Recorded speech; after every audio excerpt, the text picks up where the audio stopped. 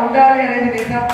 అలా మనతో ఉన్న డిఓ శేఖర్ గారికి, కమిషనర్ గారికి, చైర్మన్ గారికి, వైస్ చైర్మన్ గారికి, మా స్టేట్ మైనార్టీ డైరెక్టర్ మహీన్ గారికి, ఉన్న స్టాఫ్ అందరికీ కూడా హృదయపూర్వక నమస్కారాలు.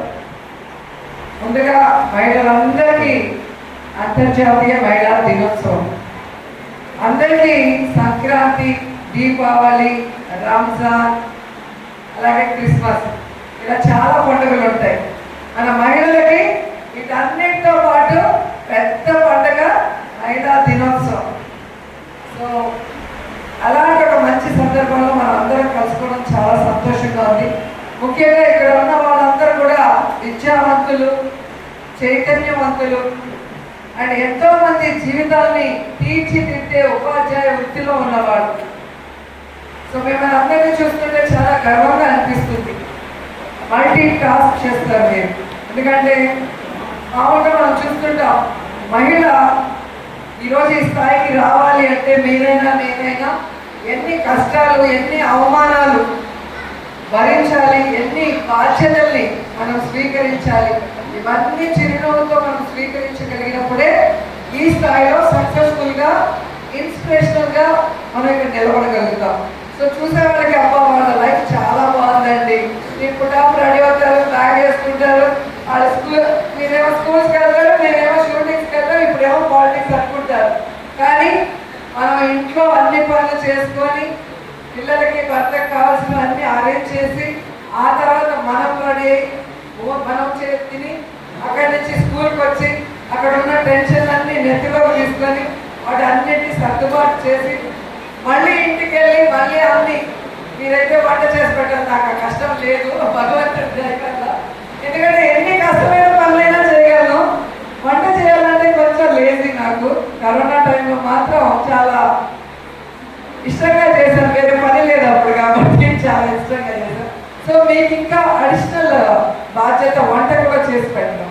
సో ఇన్ని కష్టాలు మీరు భరిస్తూ చేయడమే కాకుండా ఆ ఇంట్లో, ఇంటి బయట, ఆఫీస్లో ఎన్ని కష్టాలు, ఎన్ని అవమానాలు పడతారో నాకు తెలుసు. ఎందుకంటే నేను కూడా వర్కింగ్ ఉమెన్ కాబట్టి. సో అవన్నీ దాటుకొని మీరు ఈరోజు బయటకు వచ్చి ఒక సక్సెస్ఫుల్ ప్రొఫెషన్లో ఉన్నారు. మీరు ఎంతో మందిని ఇన్స్పైర్ చేసి వాళ్ళ లైఫ్లో వాళ్ళకున్న టాలెంట్స్ని గుర్తించి వాళ్ళని వెన్నుతట్టి ఈరోజు ఎంతో మంది విద్యార్థులకి మంచి భవిష్యత్తుని క్రియేట్ చేసిన ఎంతో మంది మహిళలు ఉన్నారు. మీ అందరికీ పాదాభివందనాలు.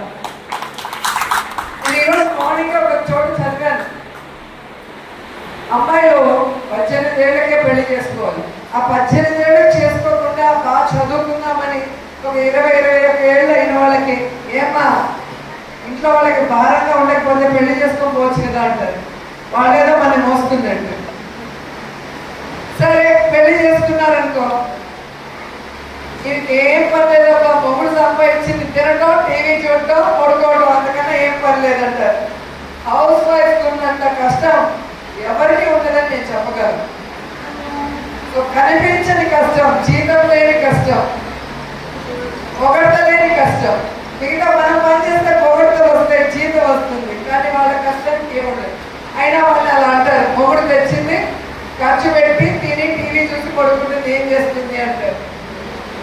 సరే ఇది ఎందుకు లేని ఉద్యోగానికి వెళ్ళారనుకో, ఇక టిప్పు టాప్ రెడీ ఆఫీస్కి వెళ్తుంది, కానీ మొగుడిని పట్టించుకోదు, పిల్లల్ని పట్టించుకోదు, అత్తమామని పట్టించుకోదు అంటారు. ఏదో వాళ్ళు మన ఇంట్లో వచ్చి చూసినట్టుగా. సరే ఇవన్నీ ఎందుకు అనేసి జాగ్రత్తగా కొంతమంది ఇంట్లో పిల్లల్ని వాళ్ళని చూసుకొని అన్ని సర్దుబాటు చేస్తున్నట్టే ఈమెకి ఇల్లు, ఉద్యోగం తప్ప వేరే లేదమ్మా. ఎంతసేపు కుటుంబం లేదా ఉద్యోగం, వేరే వాళ్ళ గురించి పట్టుకోదు, వేరే విషయం గురించి పట్టించుకోదు. అంటే మహిళ ఏం చేసినా తప్పన్నట్టుగా సమాజం చూడటం వల్ల చాలా మంది టాలెంటెడ్ విమెన్ భయంతో, షైతో, సిగ్గుతో ఇలా ముడుచుకుపోతుంటారు. వారందరికీ నేను చెప్పేది ఒకటే, మనం ఏం చేసినా తప్పనడానికి చాలా మంది ఉంటారు, కానీ మనం ఏం చేస్తున్నామో మనకి తెలుసు, పైన భగవంతుడికి తెలుసు. కాబట్టి ఉన్నది ఒక లైఫ్, హ్యాపీగా లీడ్ చేయండి. మీరు ఏ లక్ష్యాన్ని అయితే పెట్టుకున్నారో ఆ లక్ష్యం వైపు మీరు సక్సెస్ అవుతూ వెళ్ళండి అని కూడా చెప్పగలను. మీరందరూ కూడా భరించి పక్కన అలాంటి వాళ్ళ మాటలు పక్కకు పడేసి మీ జీవితంలో ఒక లక్ష్యం పెట్టుకున్నారు కాబట్టి ఈరోజు ఈ స్థాయికి వచ్చారు. ఈరోజు నేను మీకు చెప్పగలిగింది ఒక్కటే, మీలాగే ఎంతో మంది ఆడపిల్లలు ఉన్నారు. దాదాపుగా 50% విమెన్ ఉన్నారు మన పాపులేషన్లో. మన నియోజకవర్గంలో మీరందరూ కూడా ప్రతి ఆడపిల్ల చదువుకునే విధంగా, ప్రతి ఆడపిల్ల తన కాళ్ళ మీద తను నిలబడే విధంగా, ప్రతి ఆడపిల్ల సొసైటీలో ఉండే కష్టాన్ని అవమానాన్ని భరించి తన లక్ష్యాన్ని చేరుకునే విధంగా వాళ్ళందరినీ కూడా మీరు మోటివేట్ చేయాలని కూడా మనస్ఫూర్తిగా కోరుకుంటున్నాను.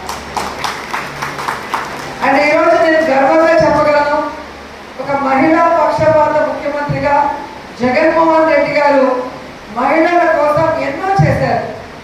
దాంట్లో ఈ అమ్మఒడి చాలా ముఖ్యమైనదని చెప్పగలను. ఎందుకంటే ప్రతి మిడిల్ క్లాస్ ఫ్యామిలీలో ఇద్దరు పిల్లలు ఉంటే అబ్బాయిని అప్పు చేస్తేనే చదివిస్తారు, కానీ అమ్మాయిని ఇంట్లో కూర్చోబెడతారు. ఆడపిల్ల అంటే ఆడపిల్ల అని చెప్పేసి పెద్దగా ఖర్చు పెట్టారు. అందుకే ఈరోజు జగనన్న అమ్మఒడి పథకం తీసుకొచ్చి ఆ ఆడపిల్లని ఇంట్లో కాకుండా బడిలోకి నడిపించడం జరిగింది. ఆ బడికి వెళ్ళిన తర్వాత ఈ పోటీ ప్రపంచంలో తట్టుకుని నిలిచే విధంగా ఈరోజు అత్యాధునిక సదుపాయాలతో ఈరోజు మంచి క్వాలిటీ ఎడ్యుకేషన్ని ఆడపిల్లకి అందించే విధంగా అన్ని కంఫర్ట్స్తో కూడా నాడు నేడు కింద స్కూల్స్ని రెనోవేట్ చేసి ఇవ్వడం జరిగింది. అలాగే విద్యా దీవెన, వసతి దీవెన, ఫీజ్ రియంబర్స్మెంట్, విదేశీ విద్య, వీటన్నిటి వల్ల ఆడపిల్లలు కాన్ఫిడెంట్గా చదువుకోగలుగుతున్నారు. తల్లిదండ్రుల ప్రెషర్ లేకుండా, లేకపోతే వాళ్ళ